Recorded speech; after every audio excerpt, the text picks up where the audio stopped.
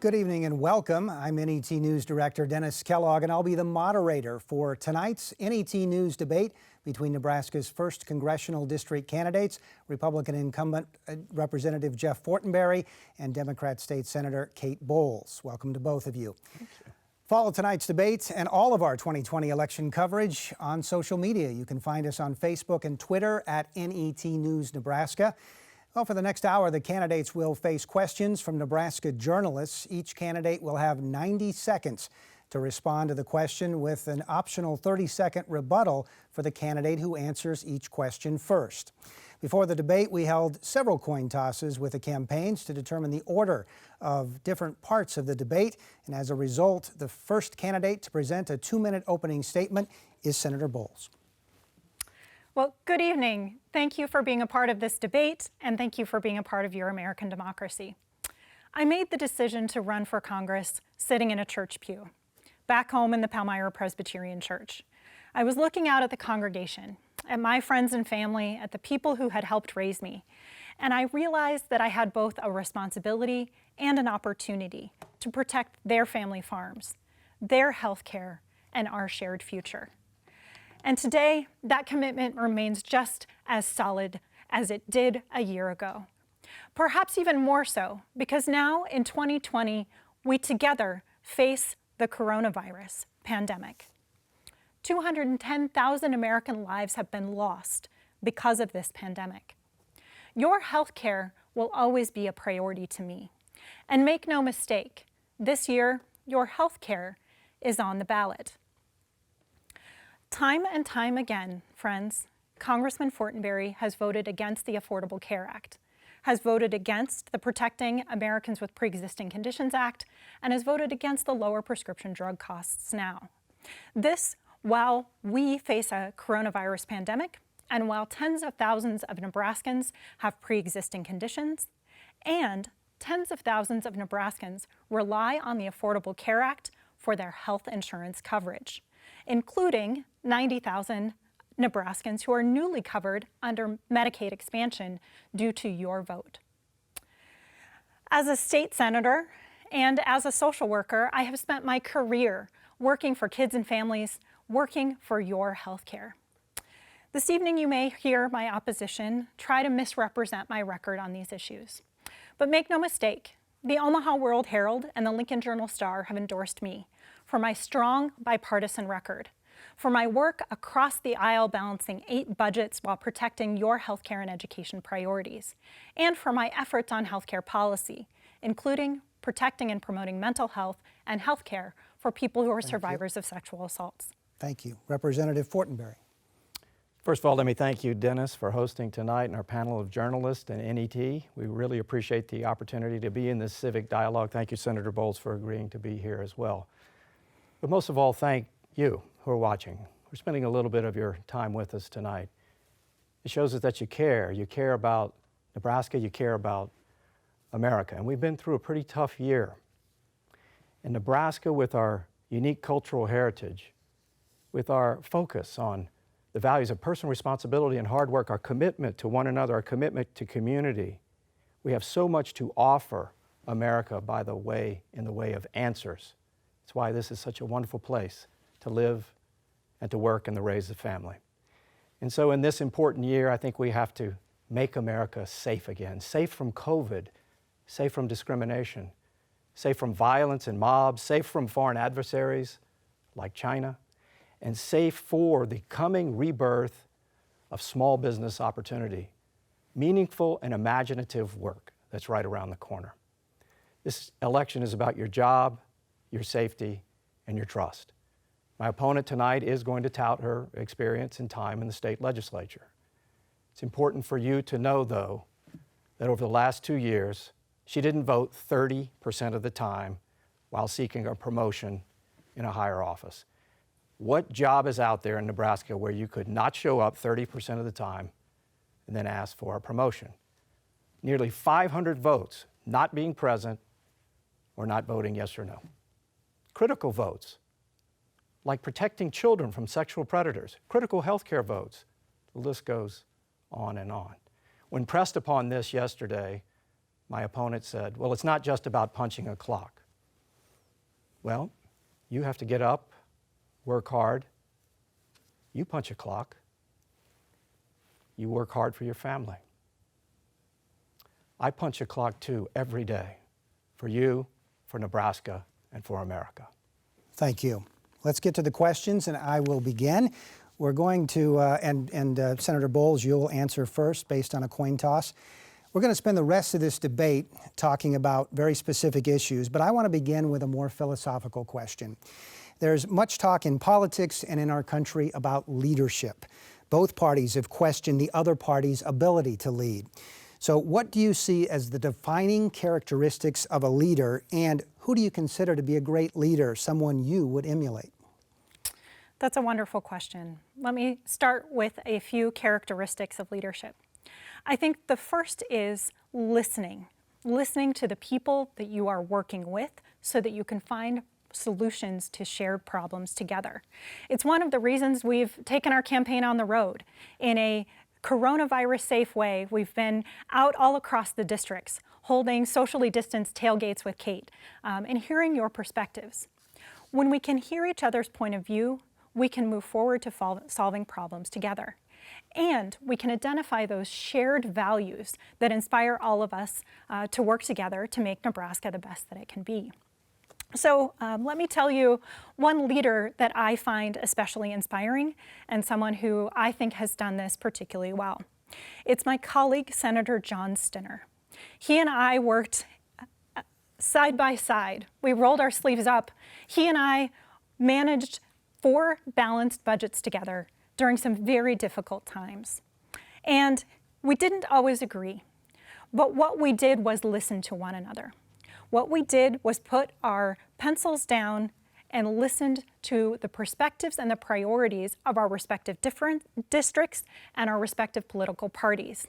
And because we were able to develop a relationship, we were able to develop solutions to Nebraska's problems, resulting in funding for healthcare, in funding for the University of Nebraska Medical Center, and in helping to fund one of the state's largest property tax cuts in Nebraska history. Thank you, Senator.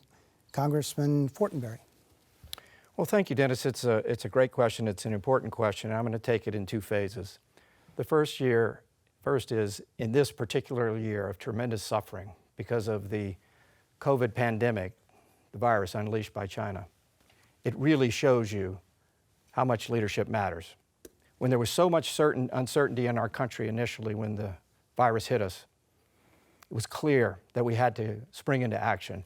Myself, working with Republicans and Democrats and the White House, put together a massive airlift to do 2 things: save our healthcare system and save the economy. We protected healthcare infrastructure, we protected individuals and families, and we protected small business through the Paycheck Protection Program. The PPP program was a critical life-saving measure for so many small businesses. In fact, I'm so proud of Nebraska because going to work immediately with our small business associations, our community banking infrastructure, we went business by business, trying to educate, trying to get in front of this. We lead the nation in the number of PPP loans. It's not by no accident that Nebraska has one of the lowest unemployment rates in the country. We saved about 300,000 jobs by doing this. It was a critical airlift to save our economy. That's leadership, pulling together and getting things done in critical moments. On a broader philosophical basis, as you asked earlier, let's look at some of the great historical figures in our country. Washington, Roosevelt, Reagan. Perhaps we can come back to it. Perhaps we can. Thank you, Congressman. Senator Bowles, would you like a rebuttal for 30 seconds? I would. You know, one of the things that I am critical of Congress and Congressman Fortenberry regarding is the failure to move forward a bipartisan relief package now. We are stymied. We're stuck in spite of the fact that, hospitalizations right here in Lincoln due to coronavirus are increasing. We need an urgent action, an urgent package now that invests in public health, contact tracing, and supports for our hospitals. The Problem Solvers Caucus is at the table now, getting that work done. I'd like to see Congress move forward.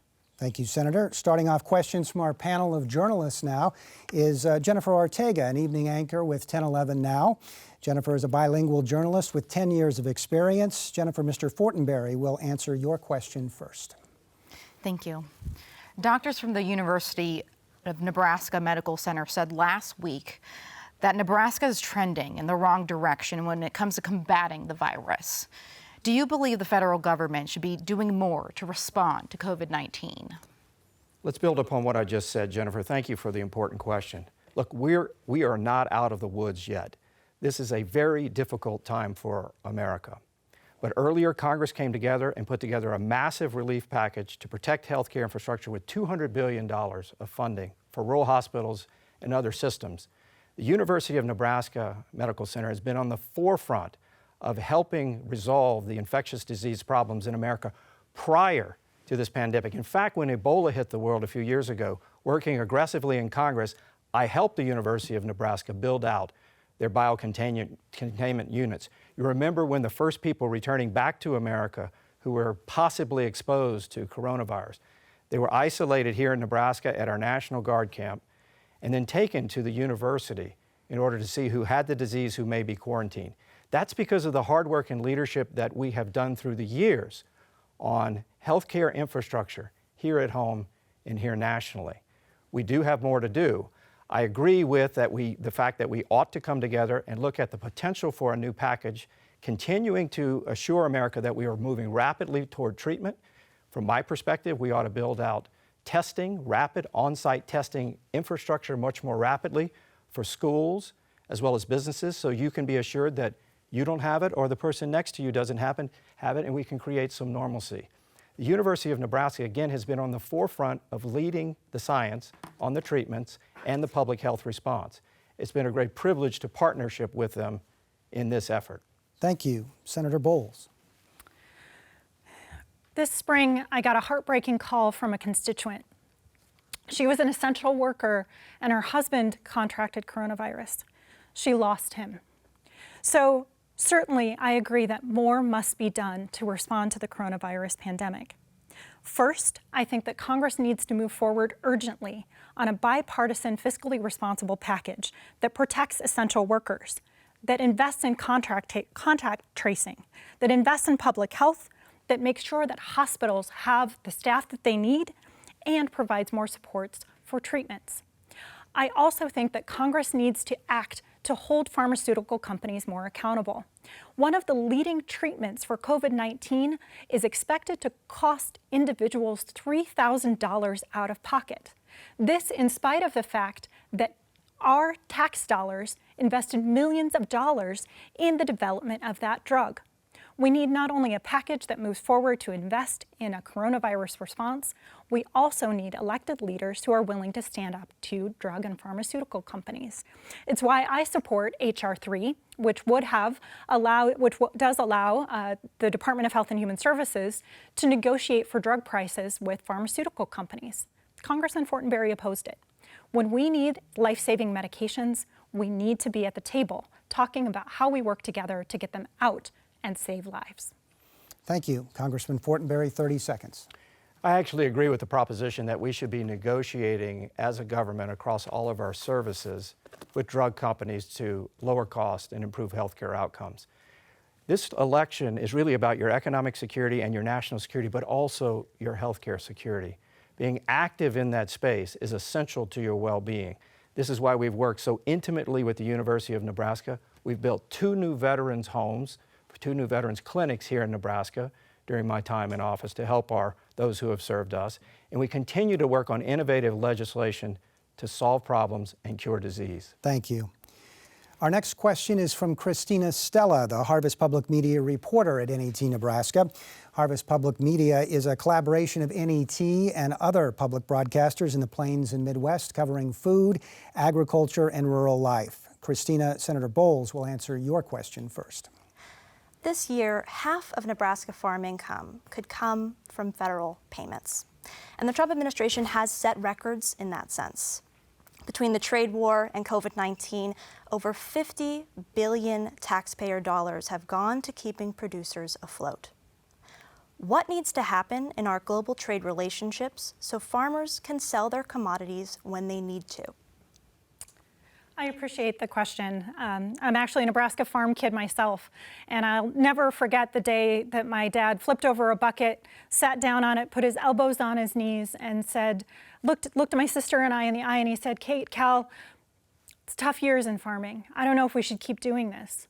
And my sister and I said, "Of course, we have to stay on the farm. We love the farm."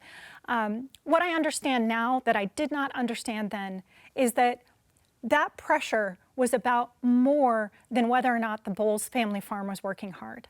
We were working hard. It was about bigger public policy that wasn't protecting Nebraska farmers and ranchers.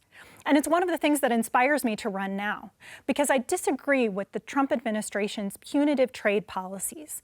We are too isolationists, and we are not working to open up markets that allow Nebraska farmers and ranchers to do what we do best, which is feed the world.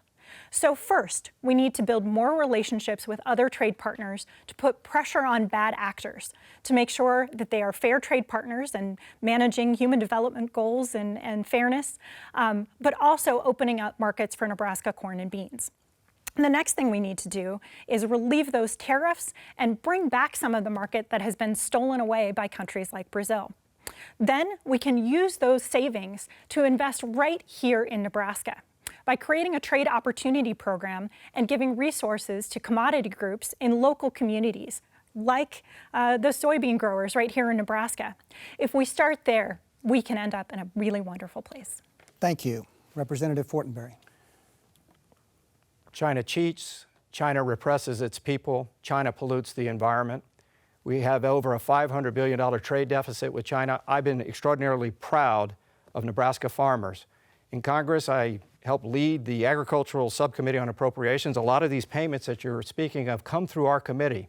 We support farmers and ranchers and stabilization policies while we're working aggressively to try to reset and build a proper relationship with China regarding trade so that it is both smart and both fair. Nebraska farmers have been very patient while we work through this because they know it's the right thing to do. Senator Bowles went to China. She came back and lectured us that we have much to learn from the Chinese communist economic system. Again, China has a twisted, capitalistic, hybrid, communistic hybrid model which represses its people, is building an economic nationalistic ideology, and is on the march. The choice is between human dignity or cheap stuff. I'm going to choose human dignity. The choice is between made in America or made in China. I'm going to choose made in America. We have to reset this relationship aggressively. And again, our farm community has been extraordinarily patient while we do this. This leadership role that I have in the agricultural appropriations sector is critical to stabilizing farm and ranch policies. It also protects people who are hungry with food insecurity. During the COVID-19 pandemic, you have not heard about this, but we fixed the logistics problem, getting food to people who need it. Senator Bowles, 30 seconds.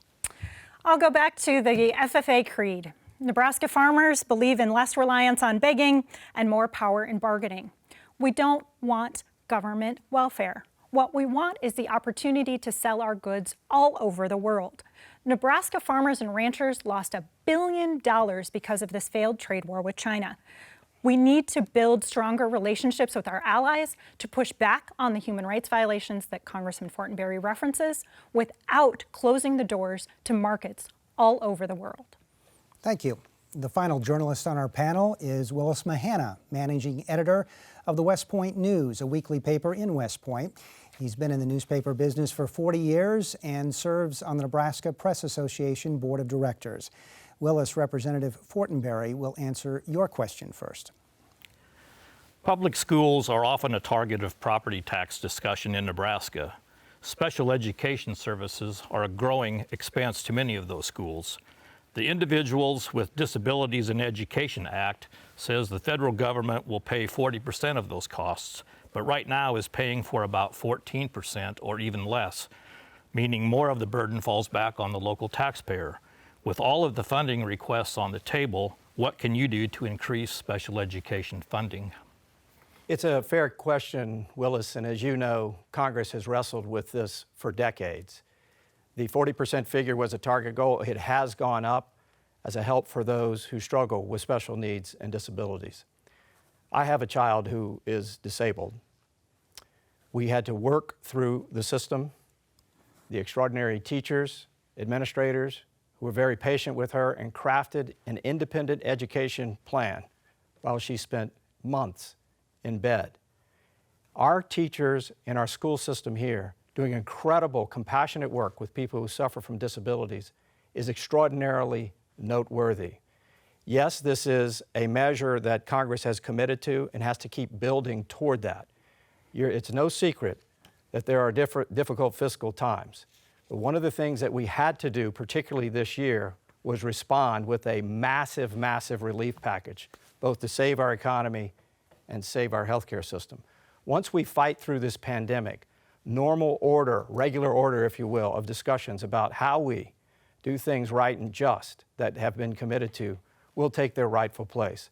Right now, though, it's essential that we obviously have to save our economy. Part of that is the PPP program and that program extension.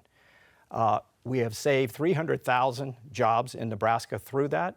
Getting people back to work on their feet creates revenues to the government, and that's the long-term way in which we help solve fiscal problems. Thank you. Senator Bowles. Thank you for the question. As a social worker, I've spent the last 7 years working and advocating for services for people with disabilities, so I so appreciate this question. And as a state senator, I've always advocated for full and fair funding for public schools whenever and however possible. So I agree completely. We have a double bottom line if we invest in special education. We both provide property tax relief for local school districts and keep our promise to special education to make sure that young people who have developmental disabilities can use their gifts and achieve their goals. In fact, the last time that I was in the NET studios, I was working on a special project that allowed people with disabilities to tell their stories on camera. So how do we help invest in special education so that people can use their gifts? It all comes down to priorities. We have a booming deficit. We have a significant deficit to build down. Somewhere, somehow, we have lost the priority of our kids and our public schools. And we need to make sure that we have advocates like me fighting for special education in appropriations packages. The other thing I want to say is that there are two additional strategies we can use here for special education students. One is, as a part of a coronavirus relief package, we can invest in the vocational rehabilitation program, which will make sure that kids with disabilities also have job training opportunities. And we can empower parents to navigate systems like IDEA, which the congressman referenced. If parents know how to advocate for their kids, we all win. Thank you. Congressman Fortenberry, 30 seconds. Yes, this has been a commitment of the federal government to continue to enhance funding for the IDEA program, and I'm committed to that as well. It's important to note, though, that we have a system in America that's generally respected called local control in education. Parents, like members of school boards, set property tax rates, and they are the educators of their children along with school systems. We should not centralize education in Washington. However, special needs education is a commitment that has been made, and we have to work toward the bigger goal of helping local systems. Thank you, Congressman. The NET News team is joining with our national election partner, America Amplified, to talk with first-time voters in Nebraska. Tonight, we're hearing from two first-time voters who live in the 1st Congressional District, who each have a question for the candidates. Here's the first. Hi, my name is Julissa Burto Sanchez. I'm a senior at Lincoln High School, and I live in Lincoln, Nebraska. In the past few years, there's been a lot of fear-mongering about immigrants. Do you think immigrants are a threat to our nation? And Senator Bowles, you begin. Well, thank you so much for being a part of our debate and for voting this year. It's such an important responsibility and right. So thank you for participating. Most certainly not. Immigrants are not a threat to our communities or our democracy. They are a gift. They are a benefit. I've always supported Dreamers, which are the young people who come here as children and who graduate from our high schools. In fact, we worked on a piece of legislation in the Nebraska Unicameral to make sure that they can access professional licenses and serve as nurses or welders or whatever they want to do to contribute to our community. Not only do immigrants have great potential to add to the vibrancy of Nebraska, they can help with our economic growth. They certainly are willing to move into rural communities and help revitalize and grow them. I do think there should be more partnerships between our communities and our immigrant communities. I think it's unfortunate that too often immigration issues and border security issues are wrapped up into a conversation about immigration. We do need to strengthen our border security. We need more technology. We need more focus on our ports to make sure that we are keeping our borders safe. But we must separate these two issues. Our immigrant friends and neighbors are to be valued. We can do that while also keeping our whole nation safe. Thank you. Congressman Fortenberry. A marked character of who we are as a people is that we, as a country, have opened our arms to people who want to come to America, build lives, make a contribution. People who have suffered persecution overseas, religious persecution, or are fleeing dire economic circumstances, can all come here and embrace this extraordinary gift of our country. It really is amazing. But we have to be very careful and ensure that this is orderly. When we have broken borders and illegal immigration, that undermines our ability to be charitable. And it's not fair to those who are standing in line. I used to serve on a social service agency board of directors here in town, and we were part of the group that welcomed new people here. One of the groups of people that I'm particularly close to and proud of is the new Yazidi community to America. When I was first in Congress, one of the first pieces of legislation I worked on was special immigrant visas for persons who had stood side by side by our soldiers in Iraq and Afghanistan, risking their own lives as translators. It seemed to me to be only fair that they have a shot at coming to America. And so we enhanced those numbers of visas. The Yazidi community, an ancient religious tradition in northern Iraq, which was targeted for extermination, genocide by ISIS, leveraged that opportunity and has made Lincoln their home, a flourishing community, adding to the vibrancy of culture and other groups' long immigration patterns here to our community. It's been wonderful and amazing to see them integrate, hold to their ancient culture, and embrace America. Senator Bowles, 30 seconds. If we are truly to live out those ideals of compassion and humanity, we have to do it even when it's difficult. And one of the things that I think is very unfortunate is that Congressman Fortenberry continues to support an administration that allows family separations at the border and inhumane treatment at the border. As a social worker, I think we deserve better. We know how to keep families together, how to serve people safely and humanely, while we also grapple with these larger, more systemic issues. Returning now to our panel of journalists, Jennifer Ortega has the next question, and Representative Fortenberry will answer first. The issue of racism came to the forefront in 2020. A recent Gallup poll shows most Americans believe there needs to be new laws to address racial inequality in our society. However, there's not a lot of agreement on specifically what those reforms should be. What ideas would you support? Yeah, it's a great question, Jennifer. When I watched the senseless, cruel killing of George Floyd, I was horrified when I watched that video. And there was a number of people poured out into the streets because they were searching for that very answer, looking for justice. Many people also looking for solidarity, a new way forward to build friendship. One of the things that I did was sit down with our own police chief and talk through this. I used to serve on the Lincoln City Council here, and one of the first things that we did was add new police officers, and the reason why was the prior police chief told me, he said, if I don't have help, Jeff, one of my officers is going to get killed one night. So we went to work. The other thing we did was we moved police officers from downtown out into the community. Along 27th Street, built a new substation. Now it's a multicultural, vibrant area of multi-ethnicity, restaurants and small businesses. I'm proud of that effort. The point here is that community-based policing is an answer to that deeper question, I think. For those who are longing and thirsting for justice, who may have felt left out or even infringed upon unfairly by a justice system, community-based policing is starts with prevention, interaction, and then enforcement. The police officer builds a friendship, a solidarity with the people that he or she is serving, then intervenes and then enforces. Tying COPS grants, which we federally fund, to community-based policing models is a very important answer to answering racial injustices that have happened. Thank you. Senator Bowles. Thank you for the question. The morning after the protests in Lincoln, I headed down to Centennial Mall, grabbed a broom, and helped clean up. Later, I went to the Malone Center and listened to the ideas of the leaders at the Malone Center, as well as the Lincoln Police Department. Later, I attended the Judiciary Committee hearing right here in the NET studio.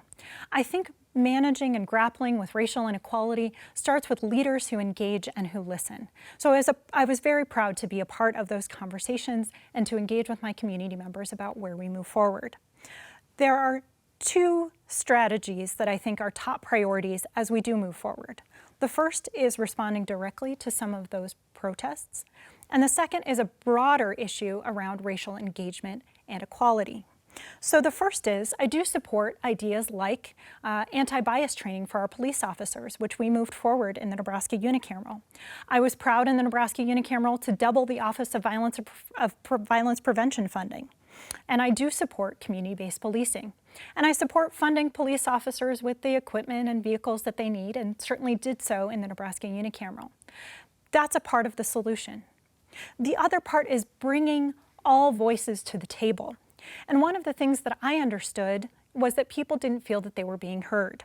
It's why I disagree with Congressman Fortenberry's vote against the Voting Rights Enhancement Act, which would have made sure that people in minority communities have their votes counted. I disagree with his votes to slash Pell Grant funding, who make sure that minorities can go to school. We need to make sure they're at the table and getting the resources and opportunities they deserve. Congressman Fortenberry, 30 seconds. When you're running for the highest office in the land, you have a responsibility to speak. And while so many Americans poured into the street to express concern and longing in the wake of the killing of George Floyd, we watched as many cities around the country, including violence and burning happening here. Senator Bowles said nothing. When the Defund the Police movement came alive and was raging around the country, and by the way, was put in the last corona relief package, Senator Bowles said nothing. It is a pattern of not showing up. Yep.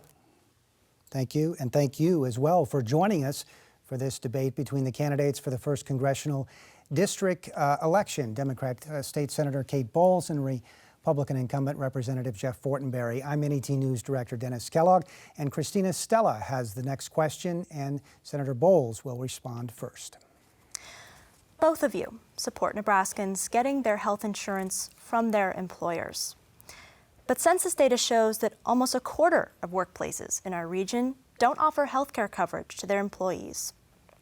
What solutions do we need so all Nebraskans, including those who cannot work, have access to affordable care? Thank you for the wonderful question. And first, I'd like to say, Congressman Fortenberry, that's simply not true. I didn't say nothing. I've offered you the blog post that we put on my official Nebraska legislature webpage. But to answer your question, one day I was sitting in my office at the state capitol and a young woman knocked on my door. She asked to use the phone, but it was clear that she needed more than a phone. I ended up taking her to the emergency room. She had been unable to fill her prescription medication, resulting in a healthcare crisis that not only injured her health, but also cost more than it should have. So, how do we handle a continuum of services for health insurance coverage for all Nebraskans? That continuum is what I believe in. First, I think we need to support employers, especially small employers, with tax credits when appropriate to help pay for those employer-based coverages. Next, I think we need to support union workers who navigate and negotiate for those plans and make sure that they have union rights. Next, I think we need to make sure a public option is available. And let me be clear, I'm not advocating for Medicare for all. I'm advocating for a public option that ensures that anyone who needs health care gets it when they need it, including Medicaid expansion. And I do think we need to be stronger and more strategic in terms of our long-term care planning. If we create a long-term care insurance program and subsidize those purchases, people can invest in and plan for their long-term care in a manner that will decrease costs on public coffers. Thank you, Senator. Congressman Fortenberry. This election is about health care security, economic security, and national security. Three critical issues. Senator Bowles has made health care security an important platform, yet on her website she has 5 sentences. The entire website is pretty thin on policy positions. Again, a part of a pattern of avoiding hard stances, not showing up to vote almost 500 times, not saying yes or no, not even being there. On health care, she does point to a public option. Let's unpack what that means. That is a fancy way of saying more centralized government control that erodes your ability to get health care from your employer. Elizabeth Warren is a key supporter of Senator Bowles. Elizabeth Warren and Bernie Sanders both support Medicare for All. Look at Elizabeth Warren's website, how she takes you step by step from a public option to moving toward Medicare for All. If we do that, it will destroy that important program for our elderly. It will cost the taxpayer $32 trillion. Here's a better way to think about this. For instance, the Affordable Care Act, it helped a number of people, but it hurt others. When you think about it, it is about the rising cost of health care. We had 30 million people uninsured before the Affordable Health Care Act. Now we still have 30 million people uninsured. Costs have doubled, many families paying $3,000 more. You have to expand the opportunity for receiving quality, affordable access to health care through your job, expand the options for coordinated care models and prevention and wellness. That will drive down the cost by at least 20%. Thank you. Senator Bowles, 30 seconds. Thank you. I think it's a little bit funny that the congressman would think that I would follow Elizabeth Warren on Medicare for All when I've always opposed it. I've never met her, not even once. I've been on a Zoom call with her. I have my own mind on these issues, and my mind is made up. I will always protect the Affordable Care Act. I will protect the 768,000 Nebraskans who are protected under the ACA because they have pre-existing conditions, and the 234,000 Nebraskans who access their vital health insurance coverage through the ACA. Thank you. Our next question comes from Willis Mahana, and Congressman Fortenberry will answer first. Those running for office frequently tell voters that they will stand up to partisan politics. With that in mind, do you see any position that your opponent has that you would support? And what assurances can you give voters that you can be the person to lessen the political divide that now exists? Well, you heard one a little while ago about negotiating prescription drug prices across the various government programs. I think that's a smart, innovative idea, but we cannot lose Americans' preeminent status as a leader in healthcare innovation and prescription drug innovation. That's one of the problems we have to work through. But look, the reality is this. When COVID hit us, it required leadership. In all years, leadership and experience matters. That's why we joined with Democrats and other Republicans to pass a massive aid package, particularly focusing on a lifesaver for small business. Again, 300,000 jobs saved in Nebraska. I am very proud of that. That was a bipartisan effort to save our economy, to save our healthcare system. When we worked business by business to help people secure those paycheck protection loans so that business owners and entrepreneurs could protect their employees, I didn't ask anybody if they were a Democrat or if they were a Republican. This past year, I have received 50,000 pieces of mail, and I've reviewed every one of them. And my staff and I, our team, we go person by person, whether it's a Social Security check problem, help with postal problems, help with immigration issues, help with veterans issues. I never ask a single person if they're a Democrat or a Republican, because this is about leading Nebraska and building America. It's about serving the people, as well as leaning into the toughest policies that are before us as a nation. Senator Bowles. Thank you. Thank you for the question. One thing that I do agree with the congressman about is support for the University of Nebraska Medical Center. There have been incredible progress made at UNMC in their biocontainment unit, and I was proud to be a part of a package at the Nebraska Unicameral that invests in that effort for the future. It not only addresses healthcare, but it helps to strengthen our missions at Offutt Air Force Base, which is such an important part of our district. I would point out that while the congressman may agree that we should negotiate on prescription drug prices, he voted against H.R. 3, a bill that was in front of Congress that would allow the HHS secretary to do just that. Not only for public programs, but some of those costs would be passed on to people who purchase their health insurance just like me and you. I would say in answer to your question, how will you trust me to be someone who lessens the political divide? Well, I would say you can look to my record. I worked hand in glove with Senator Stinner in balancing 8 budgets. I worked across the aisle with Senator Linehan for mental health protections. I worked with Senator Groney to advocate for and advance career education and training programs. I'm always happy to work with my colleagues across the aisle. In contrast, Congressman Fortenberry has a 97% voting record with the Trump administration. Congressman Fortenberry, 30 seconds. When Offutt Air Force Base was flooded, it got hit by the bomb cyclone. Standing on the hillside there overlooking the damage, I took it back to Washington and got immediately to work. Went to Democrat colleagues, secured hundreds of millions of dollars for the rebuilding of Offutt Air Force Base. And that's on top of having worked with Democrats as well to secure funding for a new runway there. On top of having helped build a Strategic Command new building. This is about getting things done for Nebraska and for America. Thank you, Congressman. Our next question comes from a first-time voter in Nebraska City. Hi, my name is Ellie Higgins, and I'm a senior at Nebraska City High School, and I'm looking forward to the upcoming election. As a senior about to enter college and then the workforce, I'm wondering what you will do to ensure that I can enter a world where I can get and keep a job in a stable economy. And Senator Bowles, you begin. Well, again, thank you so much for participating in our debate this evening. Ellie, I am so pleased that you asked this question. This is a personal passion of mine. There are so many things that we can do to set young people up for success in the future and make sure that our economy is growing and thriving. So the first thing that we need to do is get Congress to stop their partisan bickering and move forward a coronavirus relief package.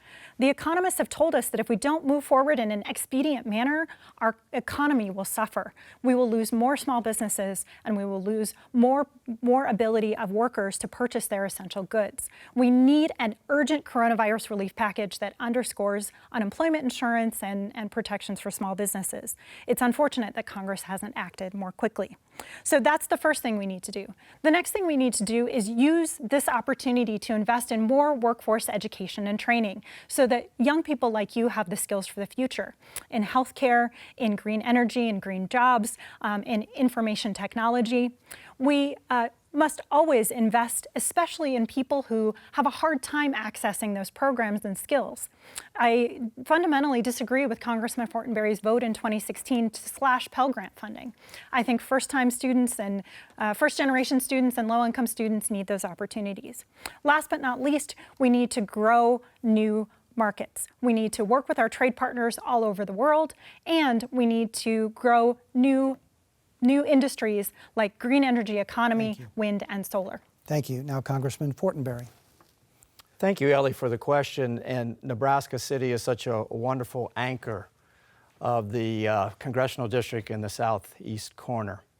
I love visiting there. Its historic quality, its way of life. It's one of the most loveliest spots in the entire district. And congratulations on your upcoming vision for your life. I have 5 daughters. They're in that exciting phase of life, too, of trying to figure out exactly where to go.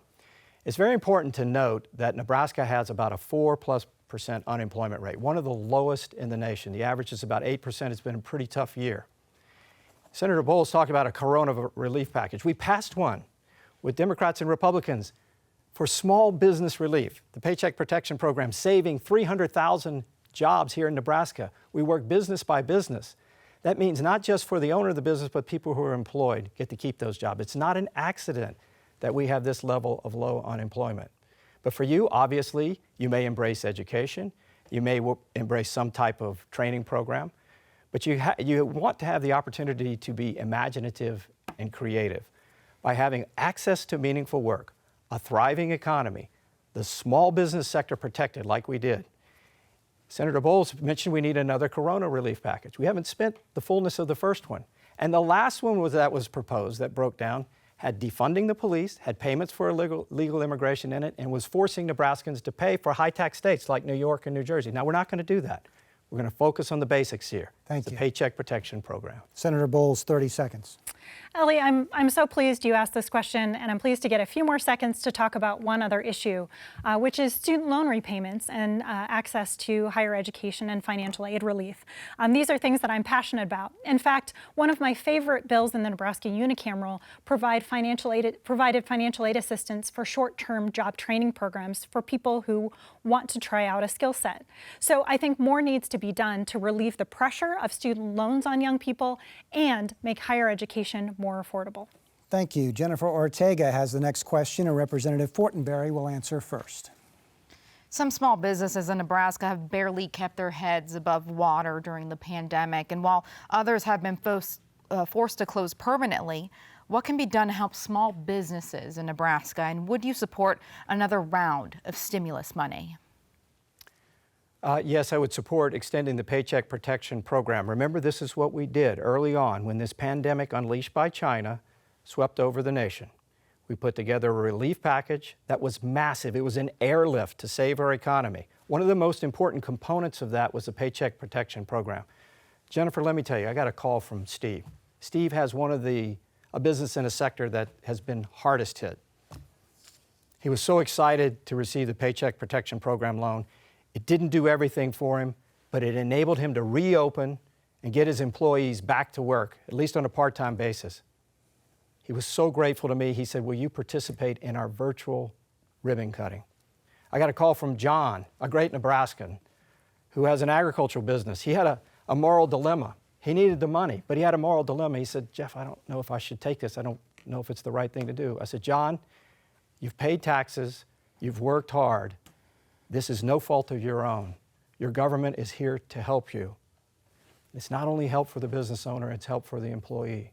The Paycheck Protection Program has been an airlifted lifesaver for small business in Nebraska and for small business across America. And that's where most people work and find their meaning, doing things with their own two hands.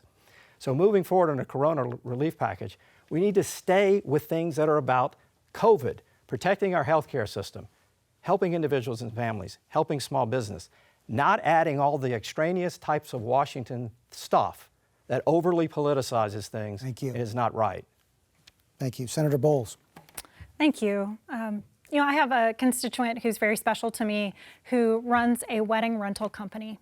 She's put her heart and soul into it. She's taken a lot of risks to keep it open, and she's not sure of her future. We need an urgent response. We need a timely response. We need a package that helps her quickly. Grants, loans, flexibility, and of course the PPP program. But that program has been found to, unfortunately, have been riddled with some fraud. So we need better oversight and better protection so that those dollars go to people like my friend who deserve it the most. Just because there is a bad option for a relief package on the table doesn't mean we stop working. What it means is that we need to work hard and find a good one.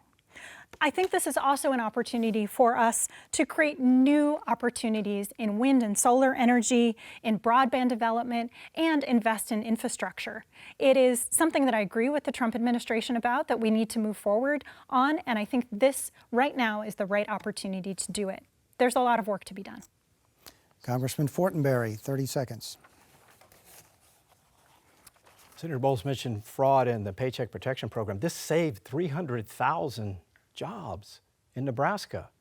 We worked business by business with small business associations to get the word out. Nebraska leads the nation in the number of these loans. This is a critical space that Republicans and Democrats can work on and potentially extend in order to keep our economy whole. And yet it gets caught up unnecessarily in Washington fights where Senator Bowles' side of the aisle adds extraneous things that are highly politicized. Thank you. And our final question of the night from the journalists will come from Christina Stella, and Senator Bowles will give you the first response. Our planet's climate is changing before our eyes. In Nebraska, that's expected to make floods like those in 2019 more common. What will you do to ensure the U.S. is lowering carbon emissions to protect Nebraskans from the worst of climate change's threat? Thank you. I have been all over this district, talking with people, listening with people, and I hear the concern and the question of climate change the most often when I talk to young people, when I talk to students and school groups. And I think they deserve more action than they are getting now. The first thing that I think the United States needs to do is re-enter the Paris Climate Accord. So we're part of a global community working to solve these problems together. Next, I think there are federal strategies that we can use, like increasing tax credits for the development of wind and solar so that we can turn our energy programs around. We also need to invest in programs that help just the farmers that you reference, those people who were impacted by the floods. If we teach them strategies and tools for how to manage their water and soil, we can manage through even difficult climate scenarios. One of the bills that I'm most proud of in the Nebraska Unicameral is an ongoing investment in the Doherty Water for Food Institute that does just that. I'd like to see that model expanded nationwide. But one of the things that I think is very important is that it's not just the what of what we do on climate change, it's also the how. You know, Congressman Fortenberry has touted the Great American Outdoors Act. It's a good act. It's investing in important things, but it is funded by oil drilling on federal lands. We have to move forward climate change, but we have to do it in a thoughtful, responsible manner. Congressman Fortenberry. I'm extraordinarily proud of the Great American Outdoors Act, a signature piece of legislation that we just got passed that President Trump signed into law. It restores our national park systems. It secures the Land and Water Conservation Fund, which helps protect pristine ecosystems all around this country, as well as provide recreational opportunities for communities. You see, this is all part of moving forward from where we take and make and waste to where we regenerate. It's this deeper value of stewardship. I have been a leader on renewable energy and bridging to a more sustainable future in the United States Congress, and I'm proud of that. Regarding how we move forward, it would be helpful if China didn't pollute the environment. If you live in Beijing, it takes 5 years off your life because of the air pollution. My opponent went to China and came back and lectured Nebraska that we have much to learn from the Chinese Communist economic system, which again destroys the environment, abuses labor, and is on the march with this bizarre economic nationalistic ideology that is chewing up the world's resources. I have actually looked at the science in the polar ice caps.